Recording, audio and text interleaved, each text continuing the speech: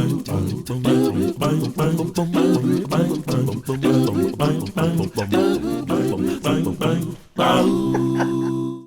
do. We're doing green hour baking. So I'm making what we in our family call icebox cake.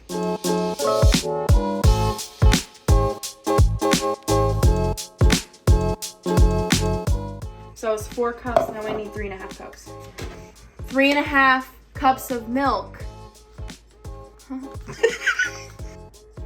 3 3/4 cups of milk to 2 servings. So I should have only done, okay, fine. So I have 4 here, but I'm doing 3 packets, right? So I have 4 cups of milk here. Alexa, what's 3 3/4 divided by 2? 3.75 divided by 2 is 1.875. Alexa, what's 1.875 in a fraction? 1.875 as a fraction is 15/8, or 1 7/8. I need to put all this milk back into the jug. So there's 1 cup here. So 7/8 is like almost a cup, right? Yeah. Yeah, okay. We have 4 7/8 cup milk here. So basically 5 cups of milk. And I'm gonna add my packets. So hopefully I don't fuck this up. And let's remember, for the next batch, which will be chocolate, so you do the vanilla first, because if you do the chocolate first and then you do the vanilla in the same pot, it'll become gray. And you don't want gray pudding, it's gross.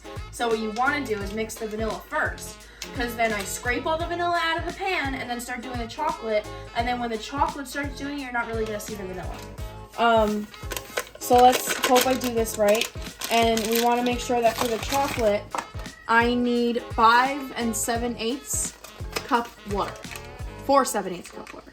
But what we need to remember is that if I didn't add enough milk, it's fine. The pudding's just going to be richer.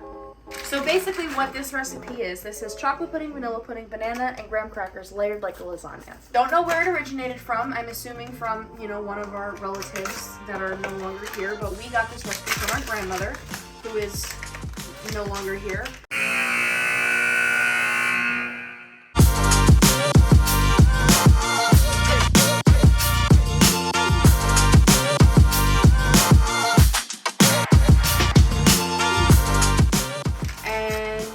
The last time I made it, my dad was very happy with it. He said it tasted just like his mom's. So we're gonna make it for Thanksgiving, and we're gonna use a whisk, and we're gonna whisk it all together. I'm actually gonna add a teensy bit more milk. Show him your meat. Show me. Have a before and an after tomorrow. Show me Daddy's meat. It's meat, trust me. It's not a big ball of aluminum foil. So here we have the mixture mixing. You have to stand here and mix it, hand mix it until it gets to a foaming, a bubbling mess, essentially.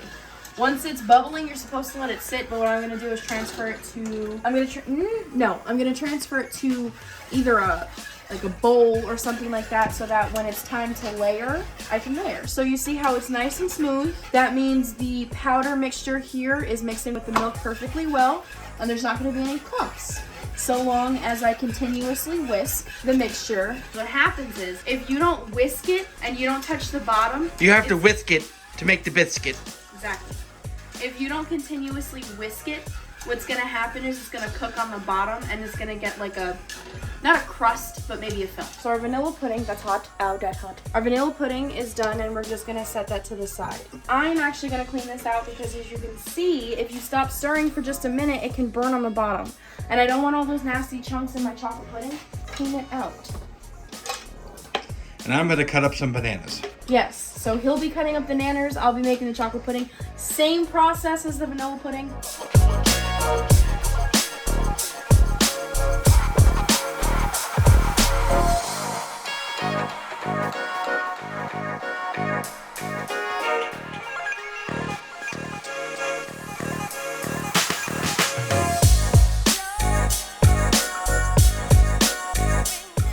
So now our bananas are cut. Bananas are cut and the chocolate pudding is just almost there. It has maybe 5 more minutes until it, I always say coagulate, but that's not the right word, until it starts to thicken, Bubble. You know, bubble and thicken. It's getting pretty thick now, but it's not thick enough. Is it So thick? the consistency you're looking for is something like that, where it's wobbly.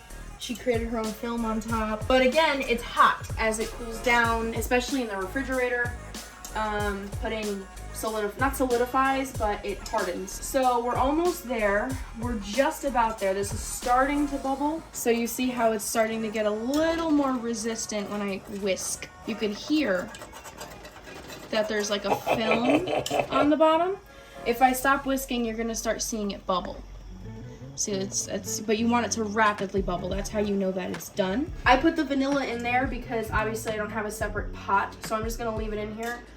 It's gonna cool down for like maybe 5 minutes, and then we'll start to layer. So I have my setup here. I have my vanilla, my chocolate, my banana. Here we have cinnamon graham crackers. Literally. There is no trick to layering icebox cake. None at all. It's pudding, bananas, graham crackers, pudding, banana, graham crackers, or banana crackers, whatever you want. What I like to do is I like to put a thin layer of pudding, whatever you want, on the bottom, and then the graham crackers, that makes like a glue, and the graham crackers will slide around when you start putting banana and stuff on top. I'm gonna start with vanilla, act as my glue on the bottom of my tray, and I'm gonna be super careful. Super thin, like barely even there, really, really thin, because I'm gonna take my graham crackers and I'm going to layer them on the bottom. It's like a foundation to a house. You can't just start laying with bricks. You need concrete or mortar or sparkle or whatever. Mordor? Mordor's from Lord of the Rings. Okay, so what is it, martyr? I don't know. One thing I'm gonna mention is that you're gonna have these corners here. You're not gonna get the graham crackers perfectly aligning because it's oddly shaped. It's kind of like love handles, what Joey has a lot of. My God. You can break them apart to make them, you have your graham crackers. So I'm gonna start with chocolate. Chocolat, if you will. If your chocolate forms some kind of film on top, it's completely normal, so don't worry about it. So we're just gonna grab some chocolate here. And another thing that I like to remember, and that I remember when I used to watch my grandmother make this, you don't wanna make the layers too thin, because then your graham crackers are gonna be super close to one another. It's not gonna taste right. So you wanna make sure that... You want to get them on there thick. Yes. How many thick. C's? Like 3. 3 C's thick. It's pretty thick.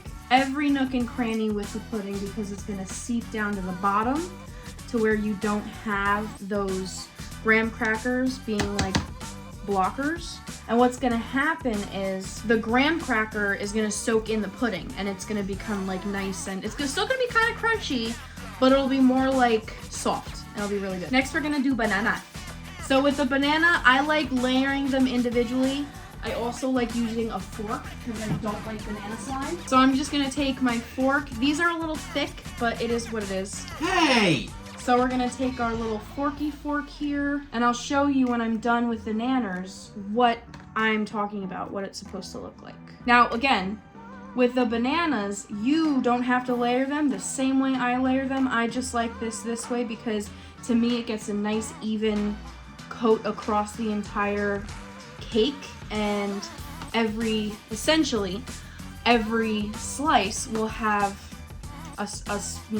some banana. So that's what you're looking for. Now if you don't like banana, you don't have to put it in the cake. I'm sure you can still make a pudding cake or an icebox cake without the banana. You could put strawberries, you could put, you could put peaches. That's disgusting too. You could put anything you want. You could use your imagination, make it your own, but this is how my family's done it and how I've known it to be my entire life. We use bananas. So this is what it looks like. Nice and layered. Kind of looks like a poke cake, if you will. If you know what a poke cake is, it kind of looks like that. But nice and layered. So what you're probably thinking to yourself is, how is she going to put the vanilla pudding on top of that without it mixing with the chocolate? That's fine. It's fine. Don't worry about it.